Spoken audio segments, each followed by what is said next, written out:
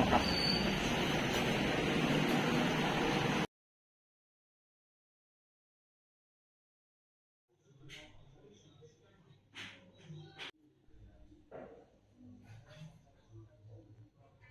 আৰু এয়া লৈছোঁ আদা নহৰু পেষ্ট। মই অকণমান খুন্দি লৈছোঁ, আচলতে খুব মিহি কৰা নাই, অকণমান ঠৰঙাকৈ ৰাখিছোঁ। লগতে অকণমান জালুকৰ গুড়ি, দুখিলা তেজপাত, কাশ্মীৰী ৰেড চিলি পাউডাৰ, জিৰা গুড়ি অকণমান আৰু ধনিয়া গুড়ি অকণমান, লগত লৈছোঁ অকণমান গৰম মছলা। আৰু এতিয়া গোটেইখিনি মই যোগাৰটো কৰি লৈছোঁ। এতিয়া মই বনোৱা ষ্টাৰ্ট কৰিম। আচলতে হাঁহৰ মাংস খাবলৈ বিৰাটেই সোৱাদ, সেয়েহে যিহেতু মাংসকণ নিজৰে সোৱাদ আছে, গতিকে অতিমাত্ৰা মা মছলা দিলেও খাবলৈ যিটো আচল সোৱাদটো, সেই সোৱাদটো নাইকিয়া হয়। সেয়েহে মই খুব কম মছলা ব্যৱহাৰ কৰোঁ হাঁহৰ মাংসত সাধাৰণতে। জানেই হাঁহৰ মাংসৰ লগত কোমোৰা লৈছোঁ, জহা কোমোৰা, আলু লৈছোঁ, আলু খাই ভাল পাওঁ কাৰণে অকণমান সৰহকৈ দিছোঁ, আৰু 5টা মিডিয়াম চাইজৰ পিঁয়াজ মই কাটি লৈছোঁ, লগত 2টা জলকীয়াটো সোৱাদ অনুযায়ী। মাংসখিনি প্ৰথমে ধুই লৈছোঁ বাতি এটাত। তাৰ অধিক মাত্ৰা তেলো ব্যৱহাৰ কৰা নাই, যিহেতু মাংসৰ পৰা খুব তেল ওলাবলৈ ধৰে ভাজি থাকোঁতে, সেয়েহে মই ইমান বেছি তেলৰ ব্যৱহাৰ কৰা নাই।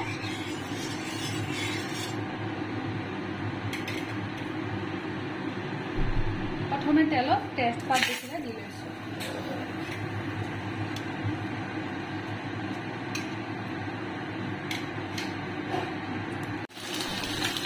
আৰু এতিয়া কাটি ৰখা পিঁয়াজখিনি তেজপাত দিয়াৰ পিছতে ইয়াতে দি দিলোঁ।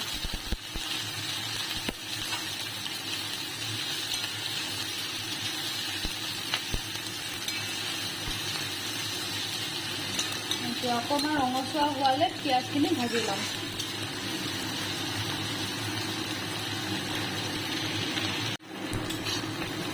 পিঁয়াজখিনি অকণমান ৰঙচুৱা হৈছে।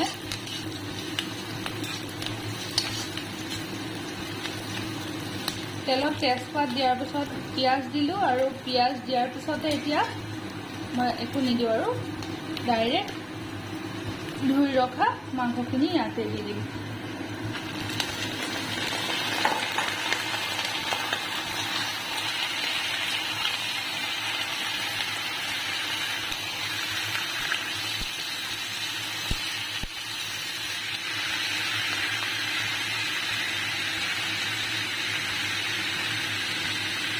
অকণমান সময় আকৌ এনেকৈ লৰাই ভাজি ল'ম, আৰু অকণ সময় এনেদৰে লৰাই ভাজি ল'ম।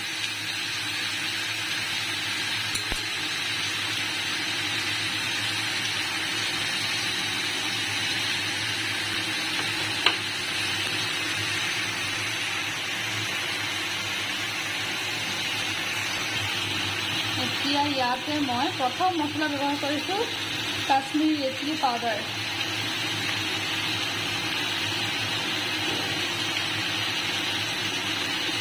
মই প্লেটত ৰখাৰ কাৰণে উলিয়াবলৈ অলপ দিগদাৰী হৈছে। বাকী মই ক'ব গ'লে সৰু চামুচেৰে এচামুচ হ'ব, ডাঙৰ চামুচেৰে আধা চামুচ, এই দেখাই পাইছে সৰু চামুচখন।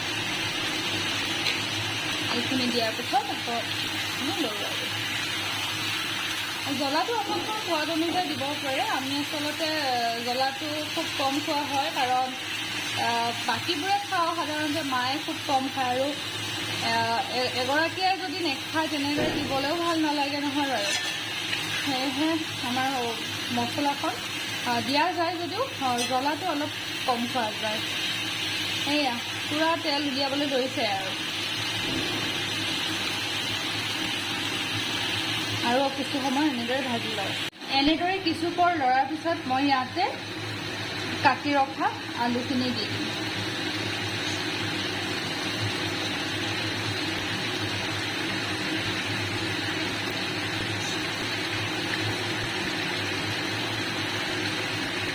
আৰু কিছু পৰ এনেদৰে মই কমেও 1 মিনিট ফুল ফ্লেমত গেছটো দিয়াই আছে, মই এনেদৰে লৰাই ল'ম।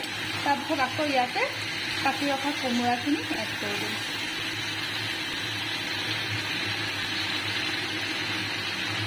আৰু কিছু পৰ এনেদৰে 1 মিনিট সময় এনেকৈ ফুল ফ্লেমত ফ্ৰাই কৰি ল'ম।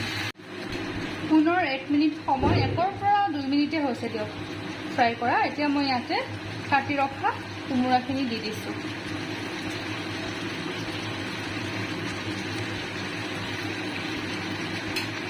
একৰ পৰা 2 মিনিট সময় লৰাই এতিয়া ইয়াতে মই কোমোৰাখিনি এড কৰি দিছোঁ। এয়া দেখা পাইছে কেনেকৈ তেল ওলাইছে হাঁহৰ পৰা।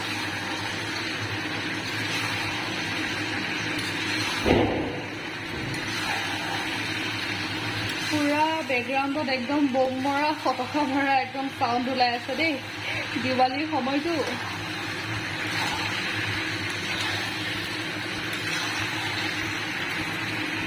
এতিয়া আকৌ গেছটো ফুল ফ্লেমত দি পুনৰ 1 মিনিট সময় লৰাই ল'ম। 1 মিনিট সময় লৰাই লোৱাৰ পাছতহে মই আদা, নহৰু, জিৰা গুড়ি, ধনিয়া গুড়ি যি মছলা আছে সেইখিনি এড কৰিম। এতিয়া পুনৰ আৰু 2 মিনিটমান মই এনেদৰে লৰাই ভাজি ল'ম। পুনৰ কিছু পৰ লৰাৰ পিছতে এতিয়া ইয়াতে মই হালধি আৰু নিমখ এড কৰি দিছোঁ। যিহেতু মই হালধি নিমখ ইয়াতে দিয়া নাছিলোঁ, সেয়েহে এতিয়া হালধি আৰু নিমখ ইয়াতে এড কৰি দিছোঁ। আৰু এটা কথা, মই লোহাৰ কেৰাহী ব্যৱহাৰ কৰিছোঁ, কিয়নো কোৱা হয় যে লোহাৰ কেৰাহীটো হেনো মাংস বনালে বা যিকোনো চব্জি বনালে সোৱাদ হয়। আৰু স্পেচিয়েলি হাঁহৰ মাংস বা ছাগলী মাংস লোহাৰ কেৰাহীত বনালে বোলে ভাল হয় আৰু কালাৰটোও খুব ধুনীয়া আহে। সেয়েহে মই আজি লোহাৰ কেৰাহীতে হাঁহৰ মাংস বনাই আছোঁ। এতিয়া মই হালধি আৰু নিমখখিনি চব জেগাতে মিক্স হোৱাকৈ লাই দিছোঁ।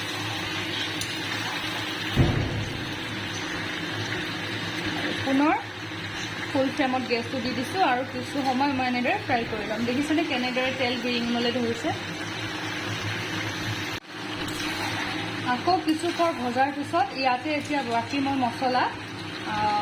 মছলা ইন দ্য চেন্স মই আদা নহৰু যি খুন্দি থৈছিলোঁ এনেকৈ, খুব মিহি কৰা নাই, মই প্ৰথমে কৈছোঁ। আদা নহৰুখিনি দি দিছোঁ।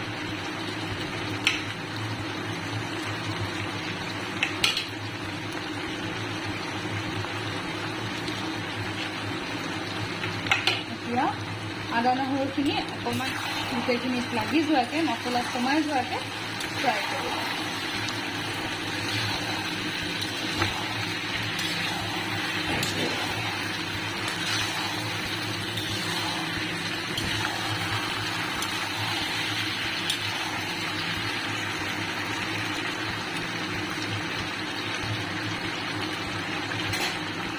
এতিয়া আদা নহৰু ফ্লেভাৰটো অহালৈকে ভাজি আছোঁ।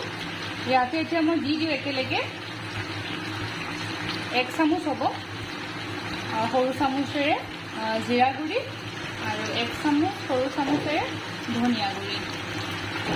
এইখিনি মই দি লৈছোঁ।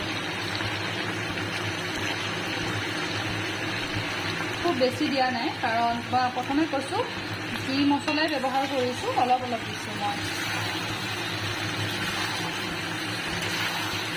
খুব কমেই মছলা ব্যৱহাৰ কৰিছোঁ। আচলতে অলপমান যিটি দিয়া নাই, আৰু যেনিবা এতিয়া চিকেন বনালে সদ্যহতে বিলাহীটো দিয়াই পৰে, কিন্তু হাঁহত বিলাহীটো মই এড নকৰোঁ। দিব পাৰে আপোনালোকৰ, সেইটো বেলেগ টেষ্ট এটা আহিব, কিন্তু সচৰাচৰ মই হাঁহ মাংসত বিলাহী বা অন্যথা এনেকুৱা কিছুমান ধৰণৰ মছলা মই ব্যৱহাৰ নকৰোঁ। সকলোৰে আচলতে বনোৱা পদ্ধতিটো বেলেগ বেলেগ, কিন্তু কিছুমান মাংসৰ সোৱাদে মানে সুকীয়া, সেয়েহে সেই সোৱাদকণ পাবলৈ আচলতে কম মছলা যদি ব্যৱহাৰ কৰোঁ, তাৰে যিটো মানে আচল সোৱাদ সেইটো পোৱা যায়। এতিয়া আৰু কিছু সময় গেছটো ফুল ফ্লেমত ৰাখি ফ্ৰাই কৰি লওঁ।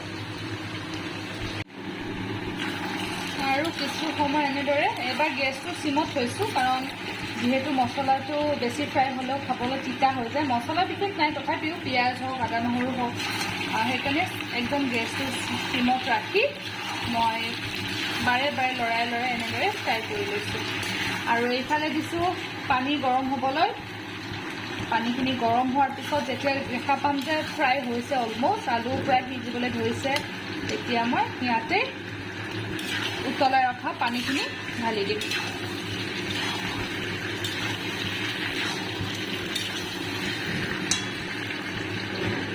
এতিয়া প্ৰথমে চাইছোঁ আলুখিনি ফ্ৰাই হৈছে নাই।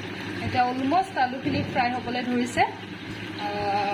80% আলু কুক হৈছে, তো মই পানী দিব পৰা হৈছোঁ তাৰমানে এতিয়া পানীখিনি মই ইয়াতে এড কৰি দিম আৰু পানী দিয়াৰ আগত জেকে অকমান ফ্ৰাই মাংস টেষ্ট কৰে হেহে মই প্ৰথমে জেকে পানী দিয়াৰ আগত এইখিনি ফ্ৰাই মাংস খাবলৈ দিওঁ আৰু এয়া উতলি থকা পানীখিনি মাংস ঢালি দিছোঁ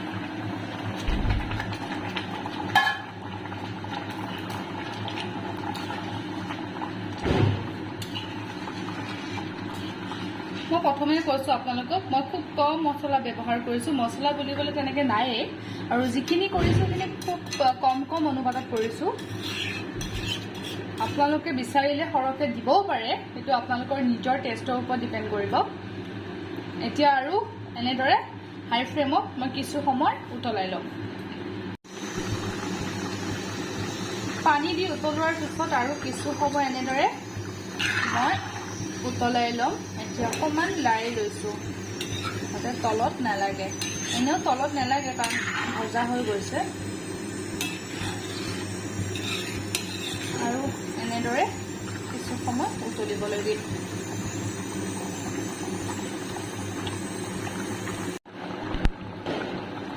এতিয়া দুটা ইলাচি এনেদৰে মই অকণমান থেতেলাই লৈছোঁ দি দিছোঁ ফ্লেভাৰৰ কাৰণে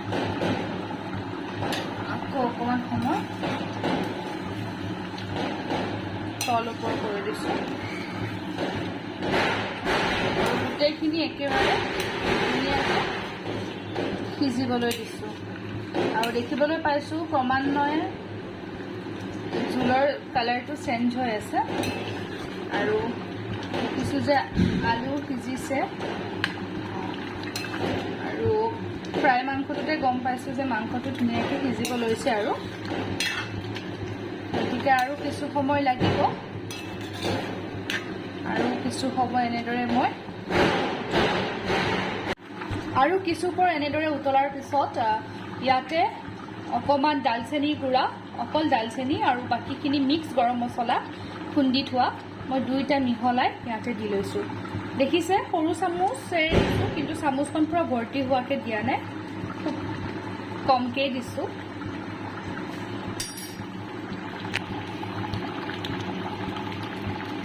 আৰু আটাইখিনি মিহলি কৰি দিম আৰু দেখিব পাইছে খুব ধুনীয়া এটা কালাৰ আহিছে আৰু প্ৰায়খিনি মাংস ধুনীয়াকৈ সিজিছে আৰু জোলটো পনীয়া হোৱা নাই জোলটো ধুনীয়া থুপথুপীয়া হৈছে দেখিবলৈ পাইছে খুব ডাঠ হৈছে জোলটো পনীয়া হোৱা নাই একেবাৰে আৰু কোমোৰাও প্ৰায় গলি গলি গৈছে আৰু যদিও গলি গৈছে একেবাৰে ভাঙি যোৱা নাই এনেকুৱা হৈছে খুব কোমলিছে আচলতে আলুটো কিছুমান অকণমান ভাঙিছে যদিও এনেকৈ গোটা গোটাই হৈ আছে আলুটো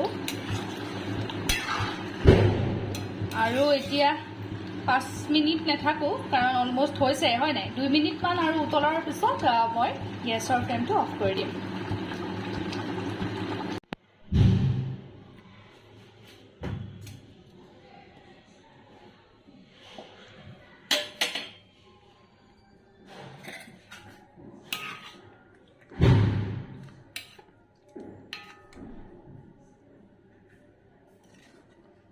আৰু এতিয়া খাবলৈ ৰেডি খুব ডাঠো হোৱা নাই খুব পনীয়াও হোৱা নাই আচলতে হাঁহৰ মাংস খুব গোটা হ'লে খাবলৈ ভাল নালাগে আৰু খুব পনীয়া হ'লেও ভাল নালাগে এইটো একদম একুৰেট জোখত হৈছে এতিয়া গৰম গৰম ভাতৰ সৈতে কোমোৰাৰ সৈতে হাঁহৰ মাংস খাবলৈ ৰেডি হৈ গৈছে